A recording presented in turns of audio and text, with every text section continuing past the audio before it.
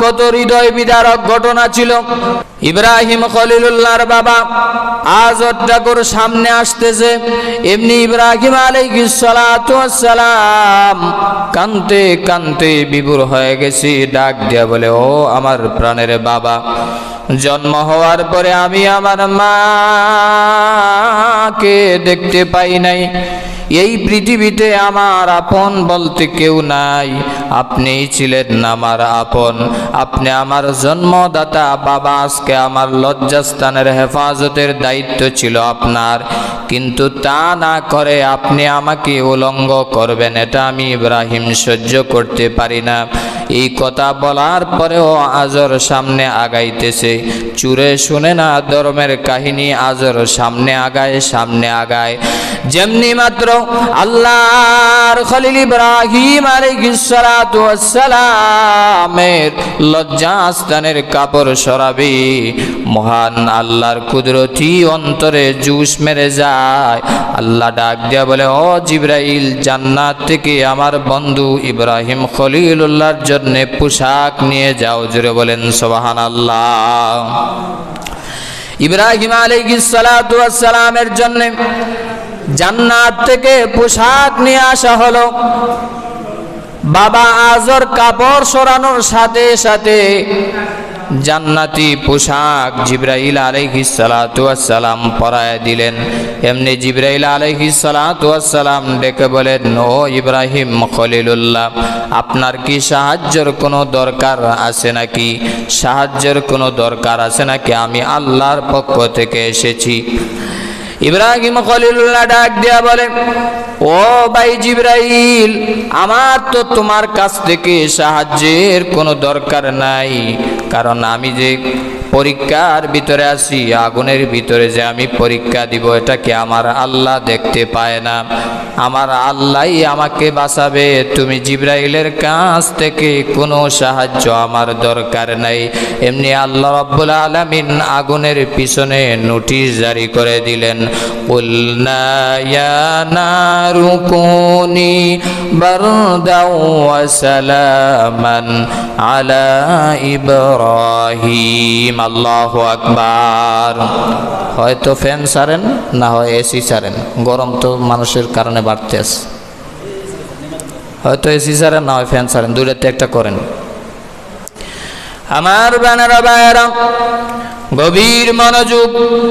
ইব্রাহিম আলাইহিস সালাতু ওয়াস সালাম বিশাল অগ্নিকুণ্ডের ভিতরে, এমনি আল্লাহ পাক রব্বুল আলামিন ফরমান জারি করে দিলেন, হে আগুন, আমার ইব্রাহিম খলিলুল্লাহর জন্য আরামদায়ক শান্তিদায়ক ফুলের বাগানে পরিণত হয়ে যাও। জুড়ে বলেন সুবহানাল্লাহ। আগুন বানাইছেন আল্লাহ। জুড়ে বলেন, আগুন বানাইছে কে? আগুন যে জ্বালাইতে পারে এই শক্তিটা কে দিয়েছে? আল্লাহ দিয়েছেন। এই জন্য আগুনের পিছনে আল্লাহ নোটিশ জারি করে দিলেন, খবরদার আগুন, আমি তোমাকে শক্তি দিয়েছি, পাওয়ার দিয়েছি, কিন্তু আমার বন্ধু আমার ইব্রাহিম খলিলুল্লাহর শরীর জ্বালাইবা দূরের কথা, একটা পশম পর্যন্ত যেন না জ্বলে। জুড়ে বলেন সুবহানাল্লাহ। আল্লাহ রাব্বুল আলামিন যেমনি মাত্র আগুনের পিছনে নোটিশ জারি করে দিলেন, আগুন ফুলের বাগানে পরিণত হয়ে গেল। এই জন্য এক শায়ের বলেন, বা সুলাইমা দাদ মুলক সরওয়ারি শুদমতি আয়ে খাতামুশ দেও পরি বা খলিলাস নারেরা গুলজার কার। আল্লাহ পাক রব্বুল আলামিনের ইব্রাহিম খলিলুল্লাহ কুরবানি, ইহা ইব্রাহিম আলাইহিস সালাতু ওয়াস সালামের একটি সুন্নাহ আমল। কুরবানির মাধ্যমে আল্লাহ পাক রব্বুল আলামিনের নিকটবর্তী হওয়া যায়, আল্লাহর কাছাকাছি যাওয়া যায়।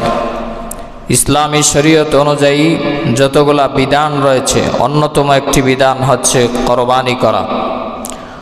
কুরবানিকৃত পশুর রক্ত প্রবাহিত হওয়ার সাথে সাথে আল্লাহ পাক রব্বুল আলামিন কুরবানিকৃত ব্যক্তির জীবনের সকল সগীরা কবিরা জানা অজানা সব গুনাহ আল্লাহ মাফ করে দেয়। সুবহানাল্লাহ। সাহাবায়ে কেরাম প্রশ্ন করলেন, ইয়া রাসূলুল্লাহ, ওগো নবীজি, কোরবানি এটা কেমন জিনিস এবং এর দ্বারা আমাদের কি উপকার হবে, কি লাভ হবে? বিশ্বনবী রাহমাতুল লিল আলামিন জানায় দিলেন, এটা হলো ইব্রাহিম আলাইহিস সালাতু ওয়াস সালামের সুন্নাহ। আল্লাহ পাক রব্বুল আলামিন ইব্রাহিম খলিলুল্লাহর মাধ্যমে এই সুন্নাতটি তোমাদের জন্য জিন্দা রেখেছেন। হাদিস শরীফের ভিতরে এসেছে, ওয়ান যায়েদ ইবনে আরকাম রাদিয়াল্লাহু তাআলা আনহু قال قال اصحاب رسول الله صلى الله عليه وسلم ما هذه الاضاحي يا رسول الله। সাহাবায়ে কেরাম প্রশ্ন করেছেন, ইয়া রাসূলুল্লাহ, ওগো আল্লাহর নবী, বিশ্ব নবীজি, কোরবানি এটা কেমন জিনিস? বিশ্ব নবী জবাবে উত্তর দিলেন, ক্বালা সুন্নাতু আবিকুম ইব্রাহিম, এটা হলো তোমাদের পিতা ইব্রাহিম আলাইহিস সালাতু ওয়াস সালামের সুন্নাহ। সুবহানাল্লাহ। সাহাবায়ে কেরাম আরো প্রশ্ন করলেন, ক্বালু ফামা লানা ফিহা ইয়া রাসূলুল্লাহ, ওগো নবীজি, এই কোরবানির দ্বারা আমাদের কি লাভ হবে, কি উপকার হবে, কি ফায়দা হবে? নবীজি বললেন, ক্বালা বিকুল্লি শারাতিন হাসানা, এই কোরবানিকৃত পশুর প্রত্যেকটা লুমে লুমে, ফসমে ফসমে আল্লাহ পাক রব্বুল আলামিন সওয়াব দিয়া ভরপুর করে দিবেন। জোরে বলেন সুবহানাল্লাহ। এমনি সাহাবায়ে কেরাম আরো প্রশ্ন করলেন, ক্বালু ফাসসুফ ইয়া রাসূলুল্লাহ, ওগো নবীজি, তাহলে কি বেড়া কিংবা দুম্বার বেলায় কি একই হুকুম হবে? কারণ মেষ, বেড়া এগুলার লোম অধিকাংশ বেশি হয়ে থাকে। নবীজি উত্তর দিলেন, ক্বালা বিকুল্লি শারাতিন মিনাস সুফি হাসানা, রে সাহাবায়ে কেরাম, মেরা, বেড়া এবং মেষ, দুম্বা এই সমস্ত প্রাণীর ক্ষেত্রেও মহান আল্লাহ প্রত্যেকটা লুমে লুমে, পশমে পশমে আল্লাহ সওয়াব দিবেন। সুবহানাল্লাহ।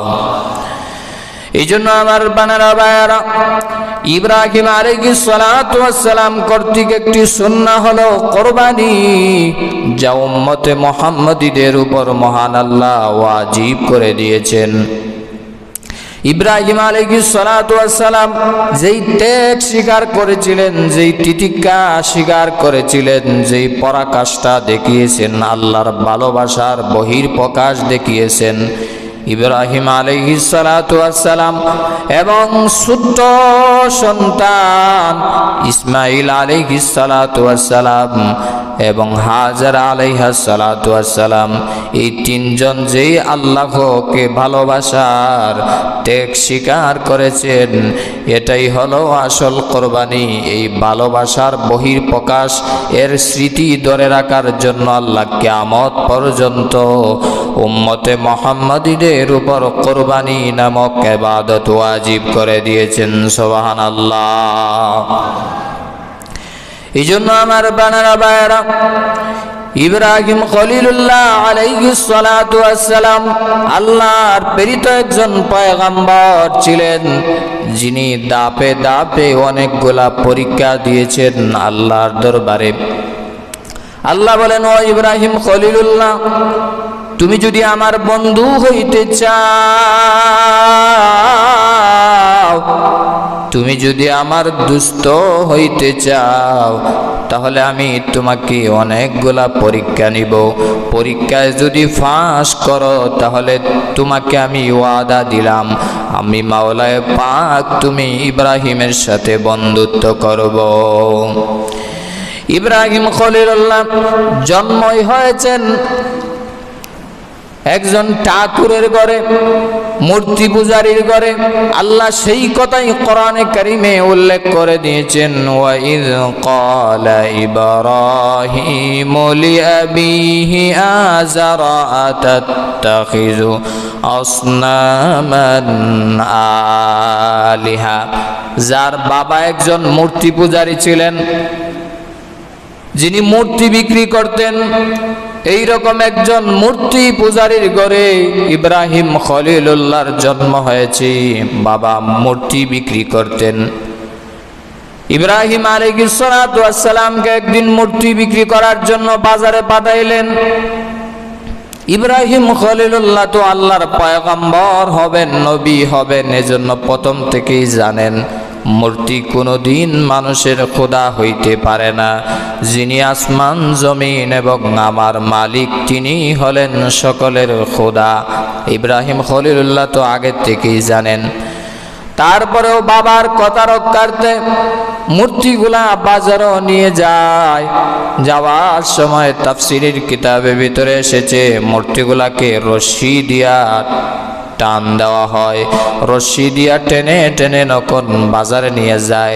এক একটা মূর্তিগুলা তো মাটির তৈরি মূর্তি, এক একটার হাত ভেঙে যায়, পা ভেঙে যায়, নাট বল্টু এদিক সেদিক হয়ে যায়।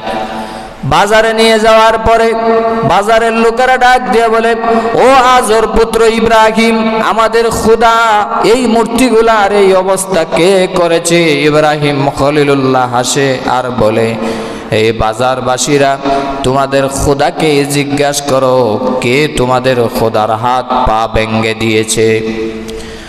বাজারের লোকেরা ডাক দিয়ে বলে, ইব্রাহিম তুমি কি মস্কারি করো? মূর্তি কিভাবে আবার কথা বলবে? ইব্রাহিম খলিলুল্লাহ ডাক দিয়া বলে, রে বাজারবাসীরা, যেই মূর্তি কথা বলতে পারে না, স্বীকৃতি দিতে পারে না, নিজেকে বাঁচাইতে পারে না, সে কিভাবে তোমাদের খোদা হয়? সে তো খোদা নয়, সে তো হলো হুদা। এমনি বাজারবাসী লোকেরা সবাই চুপ হয়ে যায়, নীরব হয়ে যায়, কেউ কোনো কথা বলে না। এইভাবে ঘটনাক্রমে একদিন সবাই মেলায় চলে গেল। মেলায় চলে যাওয়ার পরে বাদশাহ নমরুদ সবাইকে নিয়ে মেলায় চলে গেল। মেলায় চলে যাওয়ার পরে সমস্ত লোকেরা যখন মেলায় চলে যায়, সব লোকেরা মেলায় চলে গেল। ইব্রাহিম আলাইহিস সালাতু ওয়াস সালাম এই পাক দিয়া মূর্তিগুলার সব মূর্তিগুলা ভেঙে চুরমার করে দিয়েছেন এবং বড় মূর্তির কাঁধে ইব্রাহিম খলিলুল্লাহর কোরালটা রেখে দিয়েছেন। সব মূর্তিগুলার ইব্রাহিম খলিলুল্লাহ ভেঙে চুরমার, কারণ মূর্তি কখনো খোদা হইতে পারে না। এই জন্য ইব্রাহিম খলিলুল্লাহ আলাইহিস সালাতু ওয়াস সালাম সব মূর্তিগুলা ভেঙে বড় যেই মূর্তি আছে সেই মূর্তির কাঁধে ইব্রাহিম খলিলুল্লাহর কোরালটা, কোটারটা রাখছে। সবাই যখন মেলা থেকে ফিরে আসলো, এমনি তুই মূর্তির ঘরে গিয়া দেখে সব মূর্তিগুলাকে যেন ভেঙে ফেলেছে। কোনো খোদার হাত নাই, কোনো খোদার পা নাই, কোনো খোদার মাথায় নাই। ডাক দিয়া বলে, নমরুদ এই অবস্থা কে করেছে? প্রজারা ডাক দিয়া বলে, আমরা তো সবাই মেলায় চলে গিয়েছিলাম, আজর পুত্র ইব্রাহিমকে বললাম মেলায় যাওয়ার জন্য। ইব্রাহিম খলিলুল্লাহ বললেন, আমি মেলায় যাব না, আমি অসুস্থ। আজর পুত্র ইব্রাহিমী এলাকায় ছিল। আমাদের ধারণা ইব্রাহিমী আমাদের মূর্তিগুলা ভেঙে চূর্ণ বিচূর্ণ করে দিয়েছে। এমনি বাদশাহ নমরুদ ফরমান জারি করে দিল, কোথায় আজর পুত্র ইব্রাহিম? তাকে গ্রেফতার করে নিয়ে আসো আমার রাজ দরবারে। ইব্রাহিম খলিলুল্লাহকে গ্রেফতারির পরোয়ানা জারি হয়ে গেল। মূর্তি ভাঙ্গার অপরাধে ইব্রাহিম খলিলুল্লাহকে জেলে ঢুকাবে। রে কলিজার টুকরা যুবক ভাইয়েরা,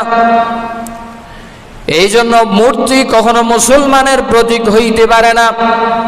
মূর্তি কখনো খোদা হইতে পারে না, এটা আমাদের জাতির পিতা ইব্রাহিম খলিলুল্লাহ আলাইহিস সালাতু ওয়াস সালাম শিক্ষা দিয়েছেন। ইব্রাহিম আলাইহিস সালাতু ওয়াস সালামকে যখন নমরুদ ডাক দিল, নমরুদ ডাক দিয়া বলে, ও আজর পুত্র ইব্রাহিম, আমাদের খোদাগুলার 12টা বাজাইছে কে? কোনো খোদার হাত নাই, পা নাই, মাথা নাই, গার নাই, এরকম করছে কে? ইব্রাহিম আলাইহিস সালাতু ওয়াস সালাম বলেন, আমারও তো একটা বিষয় জানার, এই অবস্থা কে করলো?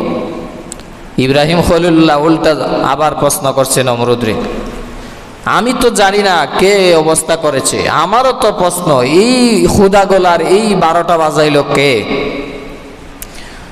বাদশাহ নমরুদের মাথা গরম হয়ে গেল, ডাক দিয়ে বলে, ও ইব্রাহিম খলিলুল্লাহ, তুমি কি মস্কারি করতেছো? তামাম পৃথিবীর বাদশাহ আমি নমরুদের সাথে তুমি কি মস্কারি করো?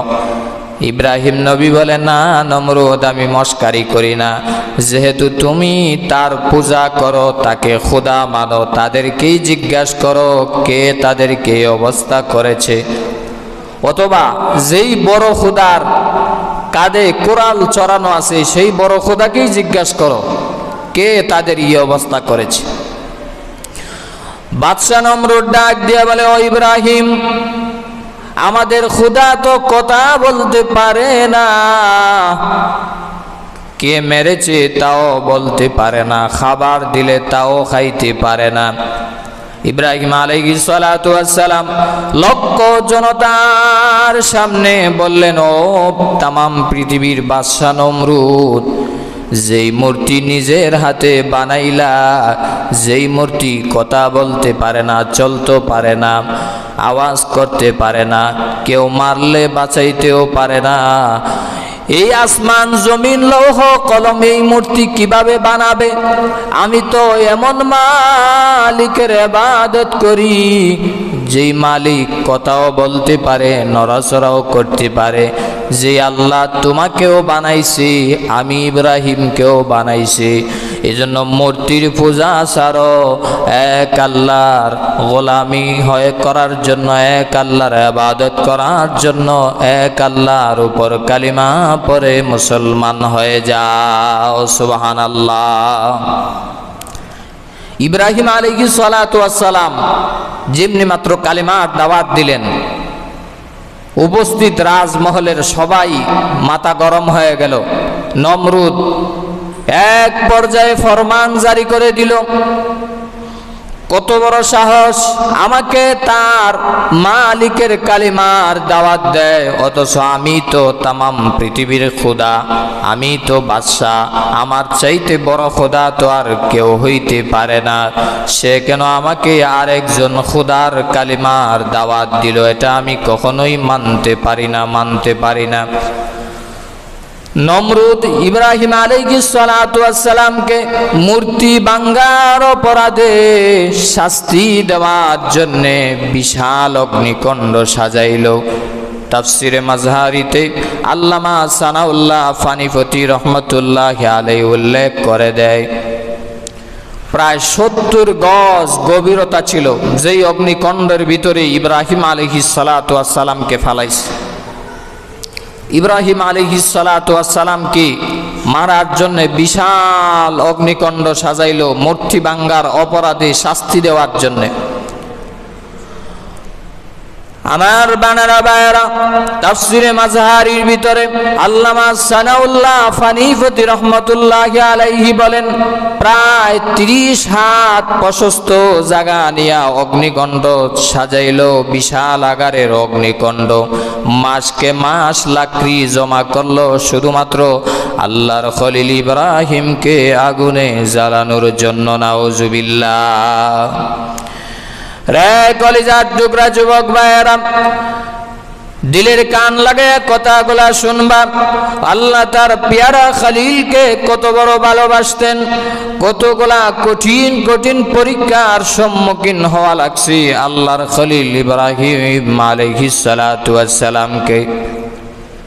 বিশাল আকারের অগ্নিকুণ্ড সাজাইল বাদশা নমরুদ, শুধুমাত্র আল্লাহর খলিল ইব্রাহিমকে আগুনে ফালাবে এমনিতেই যখন আগুনে ফালানোর জন্য প্রস্তুতি নিয়েছে, একটা চরক গাছ বানাইল। চরক গাছ হাত দিয়ে তো আর পালানো যাবে না, কারণ অনেক দূর থেকে আগুনের তাপ সহ্য করা সম্ভব নয়। চরক গাছের একদিক থেকে প্রজারা ধরে টান দিবে, অপর দিক থেকে ইব্রাহিম খলিলুল্লাহ আগুনে পুড়ে ছারখার হয়ে যাবে। চরক গাছ যখন বানাইল, চরক গাছ ধরে টান দেয় ইব্রাহিম খলিলুল্লাহকে আগুনে ফালানোর জন্য। চরক গাছ নড়ে না।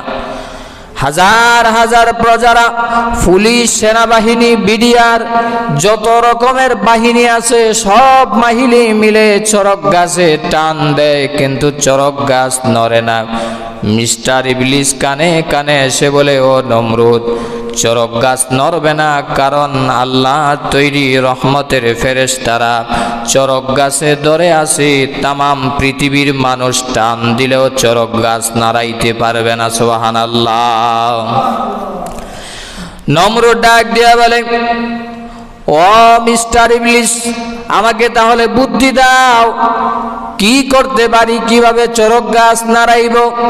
ইবলিস কানে কানে বুদ্ধি দিল, বাদশা নমরুদ, তুমি যদি চরক গাছ নাড়াইতে চাও তাহলে উলঙ্গ বেহায়াপনা চালু করে দাও, তাহলে ফেরেশতা চলে যাবে, চরক গাছ দিয়ে ইব্রাহিম খলিলুল্লাহকে আগুনে ফালাইতে পারবা।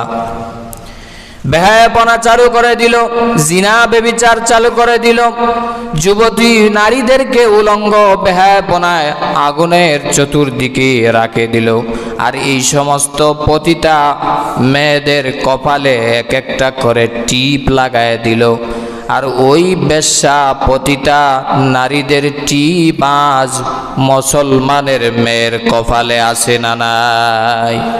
পড়াইবেন কি পড়াইবেন না এটা আপনার সিদ্ধান্ত, কিন্তু আমি বলে গেলাম এটা হলো পতিতা বেশ্যা নারীদের পরিচয় হচ্ছে কপালে টিপ পরা। এটা নমরুদ ওই বেশ্যা নারীদেরকে দিয়া তখন থেকেই শুরু করেছিল। তারপরেও চরক গাছ নড়তেছে না। এমত অবস্থায় শয়তান এসে কানে কানে বুদ্ধি দিল, নমরুদ, তুমি যদি চরক গাছ নাড়াইতে চাও তাহলে আল্লাহর খলিল ইব্রাহিম আলাইহিস সালাতু ওয়াস সালামকে কাপড় খুলে উলঙ্গ করে দাও। কত হৃদয় বিদারক ঘটনা ছিল। ইব্রাহিম আলাইহিস সালাতু ওয়াস সালামকে কে সতর খুলে দিবে, কে কাপড় খুলে দিবে? বাদশা নমরুদ যখন ফরমান জারি করে দিল, রে প্রজারা সবাই মিলে ইব্রাহিম খলিলুল্লাহকে উলঙ্গ করো, কেউ সামনে আগায় আসে না। এক কর্নার থেকে নিজের জন্মদাতা বাবা আজর ঠাকুর সামনে আগায়া আসতেছে, নিজের আদরে দুলালি সন্তান ইব্রাহিমের কাপড় খোলার জন্য। জুড়ে বলেন নাউজুবিল্লাহ।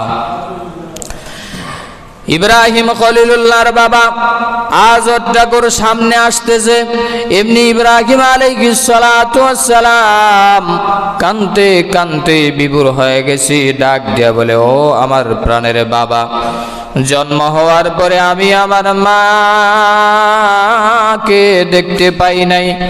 এই পৃথিবীতে আমার আপন বলতে কেউ নাই, আপনিই ছিলেন আমার আপন। আপনি আমার জন্মদাতা বাবা। আজকে আমার লজ্জাস্থানের হেফাজতের দায়িত্ব ছিল আপনার, কিন্তু তা না করে আপনি আমাকে উলঙ্গ করবেন, এটা আমি ইব্রাহিম সহ্য করতে পারি না। এই কথা বলার পরেও আজর সামনে আগাইতেছে। চুরে শুনে না ধর্মের কাহিনী, আজর সামনে আগায় সামনে আগায়। যেমনি মাত্র আল্লাহর খলিল ইব্রাহিম আলাইহিস সালাতু ওয়াস সালামের লজ্জাস্থানের কাপড় সরাবে, মহান আল্লাহর কুদরতি অন্তরে জুস মেরে যায়। আল্লাহ ডাক দিয়া বলে, ও জিবরাইল, জান্নাত থেকে আমার বন্ধু ইব্রাহিম খলিলুল্লাহর জন্য পোশাক নিয়ে যাও। জুড়ে বলেন সুবহানাল্লাহ। ইব্রাহিম আলাইহিস সালাতু ওয়াস সালামের জন্য জান্নাত থেকে পোশাক নিয়ে আসা হলো। বাবা আজর কাপড় সরানোর সাথে সাথে জান্নাতি পোশাক জিবরাইল আলাইহিস সালাতু ওয়াস সালাম পরায় দিলেন। এমনি জিবরাইল আলাইহিস সালাতু ওয়াস সালাম ডেকে বলেন, ও ইব্রাহিম খলিলুল্লাহ, আপনার কি সাহায্যের কোনো দরকার আছে নাকি? সাহায্যের কোনো দরকার আছে নাকি? আমি আল্লাহর পক্ষ থেকে এসেছি। ইব্রাহিম খলিলুল্লাহ ডাক দিয়া বলে, ও ভাই জিবরাইল, আমার তো তোমার কাছ থেকে সাহায্যের কোনো দরকার নাই, কারণ আমি যে পরীক্ষার ভিতরে আছি, আগুনের ভিতরে যে আমি পরীক্ষা দিব, এটা কি আমার আল্লাহ দেখতে পায় না? আমার আল্লাহই আমাকে বাঁচাবে। তুমি জিবরাইলের কাছ থেকে কোনো সাহায্য আমার দরকার নাই। এমনি আল্লাহ রাব্বুল আলামিন আগুনের পিছনে নোটিশ জারি করে দিলেন, কুলনা ইয়া নারু কুনি বারদাও ওয়া সালামান আলা ইব্রাহিম। আল্লাহু আকবার। হয়তো ফ্যান ছাড়েন, না হয় এসি ছাড়েন, গরম তো মানুষের কারণে বাড়তে আছে। হয়তো এসি ছাড়েন, না হয় ফ্যান ছাড়েন, দুইটাতে একটা করেন। আমার বানারা ভাইয়েরা, গভীর মনোযোগ। ইব্রাহিম আলাইহিস সালাতু ওয়াস সালাম বিশাল অগ্নিকুণ্ডের ভিতরে এমনি আল্লাহ পাক রব্বুল আলামিন ফরমান জারি করে দিলেন, হে আগুন, আমার ইব্রাহিম খলিলুল্লাহর জন্যে আরামদায়ক শান্তিদায়ক ফুলের বাগানে পরিণত হয়ে যাও। জুড়ে বলেন সুবহানাল্লাহ। আগুন বানাইছেন আল্লাহ। জুড়ে বলেন, আগুন বানাইছে কে? আগুন যে জ্বালাইতে পারে এই শক্তিটা কে দিয়েছে? আল্লাহ দিয়েছেন। এই জন্য আগুনের পিছনে আল্লাহ নোটিশ জারি করে দিলেন, খবরদার আগুন, আমি তোমাকে শক্তি দিয়েছি, পাওয়ার দিয়েছি, কিন্তু আমার বন্ধু আমার ইব্রাহিম খলিলুল্লাহর শরীর জ্বালাইবা দূরের কথা, একটা পশম পর্যন্ত যেন না জ্বলে। জুড়ে বলেন সুবহানাল্লাহ। আল্লাহ রাব্বুল আলামিন যেমনি মাত্র আগুনের পিছনে নোটিশ জারি করে দিলেন, আগুন ফুলের বাগানে পরিণত হয়ে গেল। এই জন্য এক শায়ের বলেন, বা সুলাইমা দাদে মুলক সরওয়ারি শুদমতি আয়ে খাতামুশ দেও পরি বা খলিলাস নারেরা গুলজার কার। আল্লাহ পাক রব্বুল আলামিনের ইব্রাহিম খলিলুল্লাহ আগুনের ভিতরে পড়ার সাথে সাথে মহান আল্লাহ অগ্নিকুণ্ডকে ফুলের বাগানে পরিণত করে দিলেন। সুবহানাল্লাহ। কয়েক মাস ধরে আগুন জ্বালানো এই অগ্নিকুণ্ডকে, বিশাল অগ্নিকুণ্ডকে লক্ষ্য করে নমরুদ ডাক দিয়া বলে, হে আগুন, তোমার কি দৈহিকা শক্তি হারিয়ে ফেলেছো? তুমি যে জ্বালাইতে পারো, এটা কি তুমি হারিয়ে ফেলেছো? আগুন ডাক দিয়া বলে, হে নমরুদা, উপরতলা থেকে মোটা গলায় আওয়াজ করো না বেটা, আমার দৈহিকা শক্তি আমি হারিয়ে ফেলি নাই। তুমি নমরুদ সহ গোটা পৃথিবীকে আমি জ্বালায়া ছারকার করে দিতে পারি, কিন্তু আল্লাহর খলিল ইব্রাহিমের একটা পশম জ্বালানোর ক্ষমতা আমার নাই। জুড়ে বলেন আল্লাহু আকবার। ইব্রাহিম খলিলুল্লাহ আলাইহিস সালাতু ওয়াস সালাম এই অগ্নিকুণ্ডের ভিতরে আল্লাহর পরীক্ষা দিলেন। ফাঁস হইছে না ফেল করছে?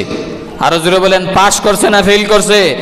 আল্লাহ রাব্বুল আলামিনের পরীক্ষায় ফাঁস করছেন। আল্লাহ রাব্বুল আলামিন এর জন্য ডাক দিয়া বলেন, ও ইব্রাহিম খলিলুল্লাহ, তুমি যদি আমার বন্ধু হইতে চাও, আমার দোস্ত যদি হইতে চাও, তাহলে তোমাকে আরো পরীক্ষা দিতে হবে। ইব্রাহিম খলিলুল্লাহ প্রায় ৮০ থেকে ৮৫ বছর বয়সে শুধু কান্দে আর কান্দে আল্লাহর কাছে দোয়া করে, রব্বি হাবলি মিনাস সালিহিন। ওহে আমার পরওয়ারদিগার আলম আল্লাহ, আমাকে একটা নেককার পুত্র সন্তান দান করুন। যাদের সন্তান নাই তারা বুঝে সন্তানের মায়া কত বেশি।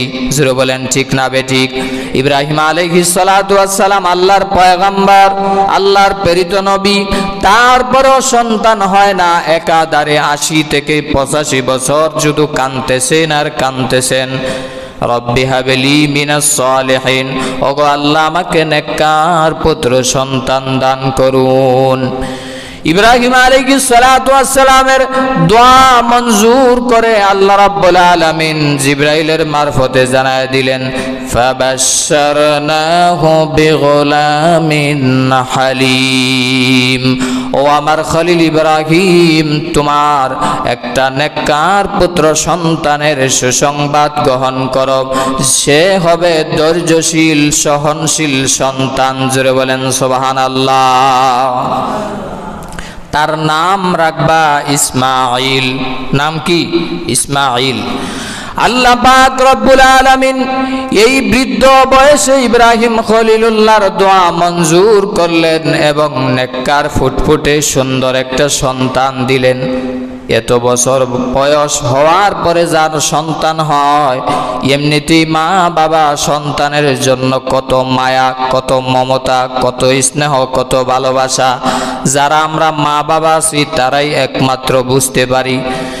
তারপরে বৃদ্ধকালে সন্তান পাওয়া, এটা যে কত বড় আল্লাহর নিয়ামত এবং কত বড় পরীক্ষাই না ইব্রাহিম খলিলুল্লাহ দিয়েছেন। ছেলে যখন একটু মাত্র বয়স হলো, কিছু মাত্র হাঁটি পা পা করে যখন চলতে লাগলো, এমনিতে আল্লাহ পাক রব্বুল আলামিন জানায়া দিলেন, ও ইব্রাহিম খলিলুল্লাহ, তুমি যদি আমার বন্ধু হইতে চাও, আমার দুস্থ যদি হইতে চাও, তাহলে তোমার বিবি হাজেরা এবং তোমার শিশু সন্তানকে নির্বাসনে দিয়ে দাও।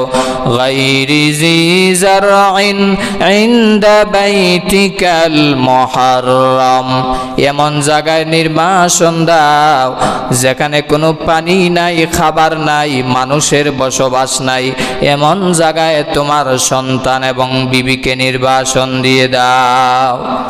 চিন্তা করেন তো একবার, এত বয়স হওয়ার পরে সন্তান পাইছে, তারপরে নিজের স্ত্রীকে, নিজের সন্তানকে জঙ্গলের ভিতরে রাইকা আসা, এটা কি সাধারণ কথা? কিন্তু ইব্রাহিম খলিলুল্লাহ উনি একমাত্র আল্লাহকে খুশি করতে চায়, রাজি করতে চায়, আল্লাহর ভালোবাসা অর্জন করতে চায়। এজন্য সন্তানের মায়া করা যাবে না, স্ত্রীর মায়া করা যাবে না। উনি সন্তানের মায়া ত্যাগ করে, স্ত্রীর মায়া ত্যাগ করে নিজের সন্তান এবং স্ত্রীকে ওই মরু প্রান্তরে মিনা পর্বতের গুহায় রেখে এসেছিলেন। আল্লাহ পাক রব্বুল আলামিন ইব্রাহিম খলিলুল্লাহকে এইভাবে দাফে দাফে পরীক্ষা করেছেন।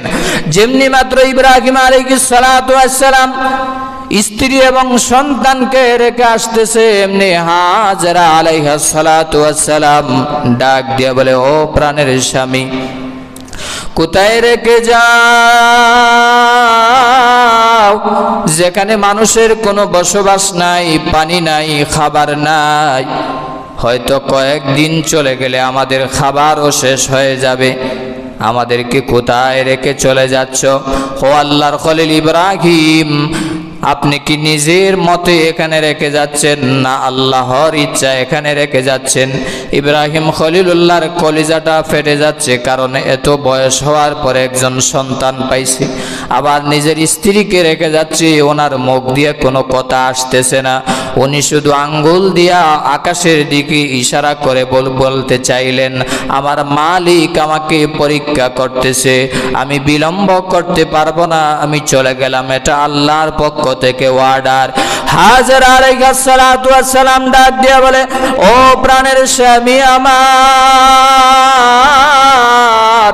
যদি ওই আল্লাহ অর্ডার দিয়ে থাকে তাহলে তুমি নিশ্চিন্ত মনে চলে যাও। ওই আল্লাহ যদি আমাদেরকে এখানে রাখতে চায়, ওই আল্লাহ আমাদেরকে খানা পানি দিয়া কষ্ট দিবে না, আপনি চিন্তা করবেন না, টেনশন করবেন না, আপনি চলে যান। জোরে বলেন সুবহানাল্লাহ। স্বামীকে আরো সাহস যোগাইলেন, শক্তি যোগাইলেন আম্মাজান হাজেরা আলাইহাস সালাতু ওয়াস সালাম। এজন্য প্রত্যেকটা স্ত্রীকে তার স্বামীকে সাহস যোগাইতে হবে, প্রত্যেকটা কাজে সহযোগিতা করতে হবে, সাহস যোগাইতে হবে। হাজেরা আলাইহাস সালাতু ওয়াস সালাম এই কথা বলার পরে প্রায় একাধারে 8 থেকে 10 বছর চলে গেল। ইব্রাহিম আলাইহিস সালাতু ওয়াস সালামের মনে বড় আশা, আহারে আমার সন্তান না জানি কত বড় হয়েছে, হয়তো কত নাদুস নদুস হয়েছে, চেহারা মনে হয় কত সুন্দর হয়েছে, আমি আমার পুত্র ইসমাইলকে একদিনও কুলে নিতে পারলাম না, আজকে যাব সন্তানকে দেখার জন্যে। ওই শাম থেকে রওনা হবেন। ইন দ্য মিন টাইম 8 জিলহজ রাত্রিতে মহান আল্লাহ স্বপ্নে দেখাইলেন, ও ইব্রাহিম খলিলুল্লাহ, তোমার প্রিয় বস্তু আমার রাস্তায় কোরবানি দাও। জোরে বলেন সুবহানাল্লাহ। 8 জিলহজ রাত্রিবেলায় স্বপ্নে দেখার পরে সকালে সূর্য উদয়ের পরে ইব্রাহিম আলাইহিস সালাতু ওয়াস সালাম 100 দুম্বা কোরবানি দিলেন। পরের রাত্রিতে আবার স্বপ্নে দেখালেন, ও ইব্রাহিম, তোমার প্রিয় বস্তু আমার রাস্তায় কোরবানি দাও। ইব্রাহিম আলাইহিস সালাতু ওয়াস সালাম 9 তারিখ অর্থাৎ আজকের তারিখ অনুযায়ী 9 তারিখ সূর্য ওঠার পরে ইব্রাহিম খলিলুল্লাহ 100 উট আল্লাহর রাস্তায় কোরবানি দিলেন। আবার 10 তারিখ রাত্রিতে ঘুমানোর পরে আল্লাহ রাব্বুল আলামিন স্বপ্নে দেখাইলেন, ও ইব্রাহিম, তোমার প্রিয় বস্তু আমার রাস্তায় কোরবানি দাও। এখানে একটা বিষয় বোঝার হচ্ছে, নবীদের স্বপ্ন হলো সত্য। আমরা সাধারণ মানুষের স্বপ্ন সত্যও হইতে পারে, আবার মিথ্যাও হইতে পারে, কিন্তু নবীদের স্বপ্ন কখনো শয়তান দেখাইতে পারে না, কখনো মিথ্যা হইতে পারে না। এটা আল্লাহর পক্ষ থেকে ওহী। ইব্রাহিম আলাইহিস সালাতু ওয়াস সালাম 10 জিলহজ রাত্রিতে স্বপ্নে দেখলেন, তোমার প্রিয় বস্তু আল্লাহর রাস্তায় কোরবানি দাও। ইব্রাহিম আলাইহিস সালাতু ওয়াস সালাম বুঝার আর বাকি রইল না, এই পৃথিবীতে আমার আর আপন বলতে কেউ নাই। এই বৃদ্ধ বয়সে আমি একটা সন্তান পেয়েছি, এই সন্তানই তো আমার সবচাইতে প্রিয় এবং আদরের, সবচাইতে মায়ার হলো আমার ইসমাইল। হয়তো আমার সন্তান ইসমাইলকে মহান আল্লাহ কোরবানি দেওয়ার জন্য আল্লাহ ফরমান জারি করে দিয়েছেন। ইব্রাহিম আলাইহিস সালাতু ওয়াস সালাম সন্তানের মায়ায় রওনা হবেন, সন্তানকে আদর করবেন, স্নেহ করবেন, কিন্তু না, আল্লাহর ভালোবাসা অর্জন করা লাগবে। এই জন্য সকালবেলা সন্তানকে দেখার জন্য রওনা হয়ে গেছেন। কোরাল নিয়া এবং ছুরি নিয়া রশ্মি নিয়া রওনা হয়ে গেছেন। মনকে বুঝায়, ইব্রাহিম, ও ইব্রাহিম খলিলুল্লাহ, তুমি যদি আল্লাহর বন্ধু হইতে চাও তাহলে তোমার সন্তানের মায়া তোমাকে ত্যাগ করতে হবে, আল্লাহর আইন, আল্লাহর হুকুম বিধান তোমাকে মানতে হবে, নিজের সন্তানকে কোরবানি দিতে হবে। এইভাবে ইব্রাহিম আলাইহিস সালাতু ওয়াস সালাম সুদূর শাম থেকে মক্কার প্রান্তরে মিনা পর্বতের গুহায় চলে আসলেন। এসে দেখেন ছোট ছোট বাচ্চারা খেলাধুলা করতেছে। ডাক দিয়া বলে, ও সন্তানেরা, ও ছেলেরা, তোমরা কি ইসমাইল নামে কাউকে চিনো নাকি? ছেলেরা ডাক দিয়া বলে, না, ইসমাইল নামে আমরা কাউকে চিনি না, তবে ওই যে পাহাড়ের উপত্যকায় বসে বসে ছোট্ট আঙ্গুল দিয়া ইশারা করে কিছু একটা শিশু বালক ডাক দিয়া বলতেছে। আকাশের নক্ষত্রর দিকে তাকায়া বলে, ও আকাশের তারা, তুমি আমার বাবা, তুমি প্রায় 10 বছর হয়ে গেল আমার কাছে আসো না। এইভাবে কাঁদতেছে আর বাবা ইব্রাহিমের নাম ধরে ধরে জপতেছে আর কাঁদতেছে। এমনি ইব্রাহিম আলাইহিস সালাতু ওয়াস সালাম দৌড়ায় গেলেন ওই সন্তানের কাছে। গিয়া দেখেন নিজের সন্তান ইসমাইল। আবেগ ধরে রাখতে পারলেন না, টান দিয়ে ইব্রাহিম খলিলুল্লাহ ইসমাইলকে কোলে নিলেন। জোরে বলেন সুবহানাল্লাহ। এমনি মাত্র ইসমাইল আলাইহিস সালাতু ওয়াস সালাম ডাক দিয়া বলে, আপনি কে? আপনি কোথা থেকে এসেছেন? এমনি ইব্রাহিম খলিলুল্লাহ বলে, ও সন্তান ইসমাইল, আমি আর কেউ নয়, আমি আল্লাহর পয়গম্বর, তোমার বাবা ইব্রাহিম খলিলুল্লাহ। এই কথা বলার সাথে সাথে ইসমাইল আলাইহিস সালাতু ওয়াস সালামের প্রাণটা যেন ফিরে আসছে, আনন্দে আত্মহারা হয়ে গেলেন। ইসমাইল আলাইহিস সালাতু ওয়াস সালাম খুশিতে বাবার কোলে উঠলেন আর ডাক দিয়ে বলেন, ও আমার প্রাণের বাবা, চলুন আমরা মায়ের কাছে যাই। মা অনেক দিন যাবৎ কষ্ট করতেছে, আপনাকে দেখার জন্য সব সময় অপেক্ষা করে। ও আমার আদরের বাবা ইব্রাহিম খলিলুল্লাহ, আমার মা আমাকে লালন পালন করতে গিয়া বহু কষ্ট করেছে, বহু কষ্ট সহ্য করেছে। 10টা বছর যাবৎ আপনার অপেক্ষায় অপেক্ষিত ছিল। আজকে যেহেতু আপনি এসেছেন, তাহলে চলেন মায়ের কাছে যাই। ইব্রাহিম আলাইহিস সালাতু ওয়াস সালাম বলেন, চলো, দেরি করা যাবে না। হাজেরার কাছে চলে গেলেন, সালাম বিনিময় হলো। হাজেরা আলাইহিস সালাতু ওয়াস সালাম ডাক দিয়া বলেন, বাবার কোলে সন্তান দেখে মা এত খুশি হয়ে গেলেন যে বাবার কোলে আজ সন্তান। মাও খুশি, বাবাও খুশি, সন্তানও খুশি। বাবার সাথে সন্তানের সাক্ষাৎ হয়েছে প্রায় 10 বছর থেকে 12 বছর পরে। এমত অবস্থায় হাজেরা ডাক দিয়া বলেন, প্রাণের স্বামী আমার, অনেক দিন হয়ে গেল আমাদের কাছে আসেন না, আমাদেরকে দেখতেও আসেন না। আজকে যেহেতু এসেছেন, বসেন, ঘরে আসেন। ইব্রাহিম আলাইহিস সালাতু ওয়াস সালাম বলেন, না, দেরি করা যাবে না, মালিকের দাওয়াতে যাইতে হবে। জুড়ে একবার বলেন আল্লাহু আকবার। আতর গোলাপ সুরমা খুশবু লাগাইয়া ইসমাইল কে দাও গো বিবি সাজায়া, ইসমাইল কে দাও গো বিবি সাজায়া। ও বিবি হাজেরা, দেরি করা যাবে না, মালিকের দাওয়াতে যাব, আমার পুত্র ইসমাইলকে সাজায় দাও। এমনি হাজেরা নিজের সন্তানকে বাবার সাথে দাওয়াতে যাবে, এই কথা বলার সাথে সাথে পাঞ্জাবি পাগড়ি পরিধান করায়, সুন্দর জামা কাপড় পরিধান করায়া দিয়া দিছেন। অপর দিকে নিয়ে যাওয়ার সময় ইসমাইল আলাইহিস সালাতু ওয়াস সালামকে ইব্রাহিম আলাইহিস সালাতু ওয়াস সালাম ডাক দিয়া বলেন, ও পুত্র সন্তান, আমি গতকাল রাত্রে আল্লাহর পক্ষ থেকে স্বপ্নে দেখলাম, ইন্নী আযবাহুকা ফানজুর মাযা তারা। ও ইসমাইল, আমি গতকালকে রাত্রিতে স্বপ্নে দেখলাম আমি তোমাকে জবাই করতেছি, তোমার মতামত কি, তাড়াতাড়ি জানাও। জোরে বলেন সুবহানাল্লাহ। ইসমাইল আলাইহিস সালাতু ওয়াস সালাম কেমন পুত্র ছিলেন, কেমন আল্লাহর পয়গম্বর ছিলেন। উনি তো তখন বলতে পারতেন যে এত বছর পরে আপনি আসছেন আমার কাছে, আমার মায়ের কাছে, আপনি খাবার দেন নাই, খোঁজ খবর নেন নাই, আমাদের কাছে আসছেন, আর এখন বলেন আল্লাহ আপনাকে পাঠাইছে জবাই করার জন্য, আমি এটা মানি না। এরকম কি বলছে? বলে নাই। কারণ ইসমাইল আলাইহিস সালাতু ওয়াস সালাম উনিও ভবিষ্যতে নবী হবে। জোরে বলেন সুবহানাল্লাহ।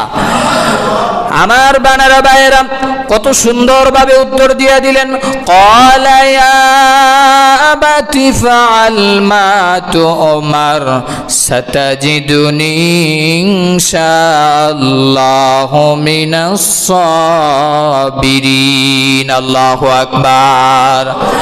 ইসমাইল আলাইহিস সালাতু ওয়াস সালাম ডাক দিয়ে বলেন, ও আমার প্রাণের বাবা, আপনি আল্লাহর পক্ষ থেকে যেই বিষয়ে আদিষ্ট হয়েছেন আপনি আপনার কাজ পালন করুন। সাতাজিদুনি ইনশাআল্লাহু মিনাস সাবিরিন। সবরের দরজের শেষ প্রান্ত পর্যন্ত আমি ইসমাইল আছি। জোরে বলেন সুবহানাল্লাহ। কত বড় পরীক্ষা ছিল আল্লাহর, নিজের সন্তানকে জবাই করা এটা সাধারণ কোনো কথা নয়। নিজের গৃহপালিত পশু যারা লালন পালন করে তারাই নিজের চৌকের সামনে কোরবানি দিতে পারে না, মায়ায় কষ্টে। জোরে বলেন ঠিক না বেঠিক? আর যেই সন্তান, নিজের ছেলে সন্তানকে কোরবানি দেওয়া কত বড় পরীক্ষা, কত বড় ত্যাগ। কিভাবে ইব্রাহিম আলাইহিস সালাতু ওয়াস সালাম কোরবানি দিয়েছিলেন জানার দরকার আছে না নাই? আরো জোরে বলেন আছে না নাই? আমার বানারা ভাইয়েরা, ইসমাইল আলাইহিস সালাতু ওয়াস সালাম কি সামনে নিয়ে যখন আগাইতেছে, এমনি কানে কানে একজন এসে বলে, ও ইসমাইল, তুমি জানো না কি তুমি কোথায় যাচ্ছ? তোমার বাবা ইব্রাহিম তো তোমাকে জবাই করার জন্য নিয়ে যাচ্ছে। এমনি ইব্রাহিম আলাইহিস সালাতু ওয়াস সালামকে ইসমাইল ডাক দিয়ে বলে, বাবা আমার কানে কানে কে যেন এসে বলতেছে আপনি বলে আমাকে জবাই করার জন্য নিয়ে যাচ্ছেন।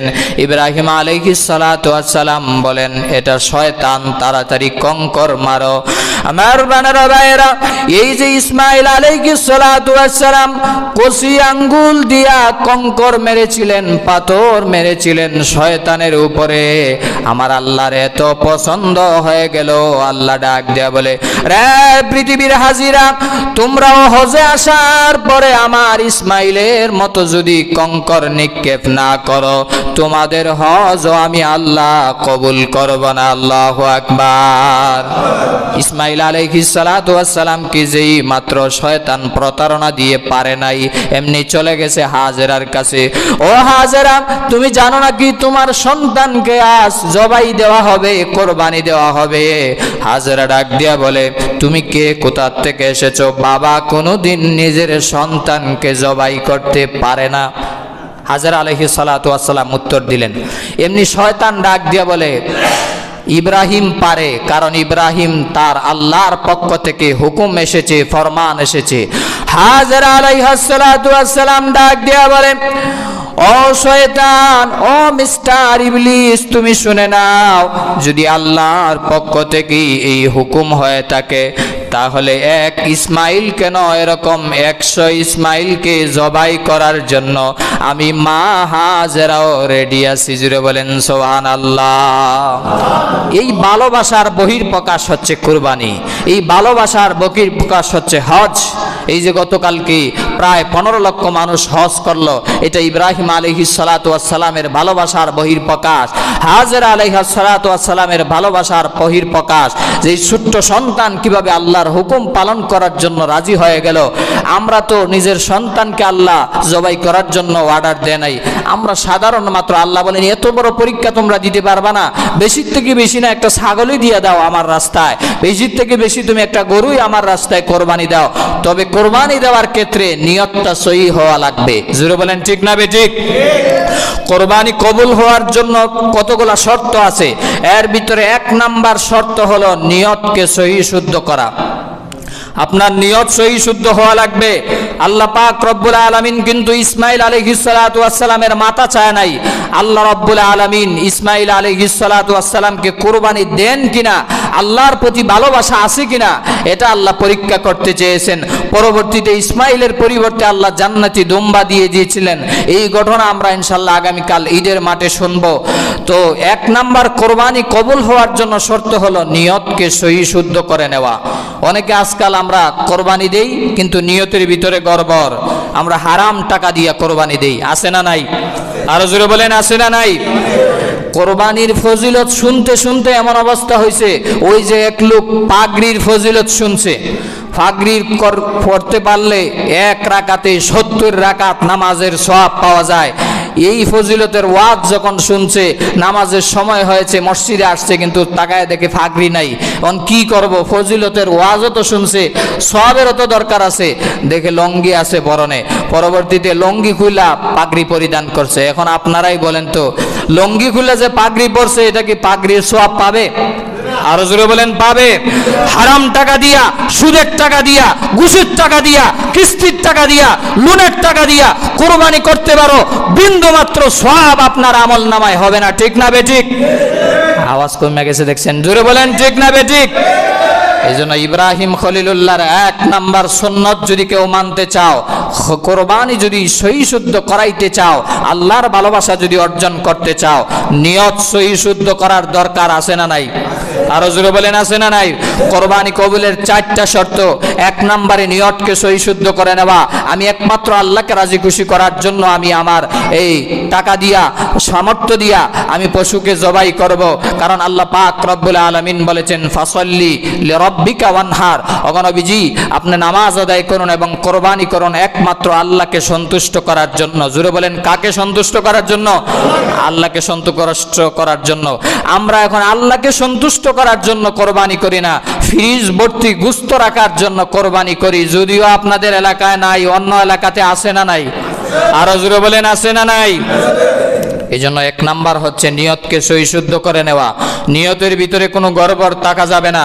2 নাম্বারে আপনার তাকওয়া অর্জন হওয়া, একমাত্র আল্লাহ পাক রব্বুল আলামিনই আমার ইবাদতটাকে দেখতেছেন এবং ওনার জন্যই আমি দিতেছি, এই ভয় অন্তরে থেকে কোরবানি করা, তাকওয়া অর্জন করা।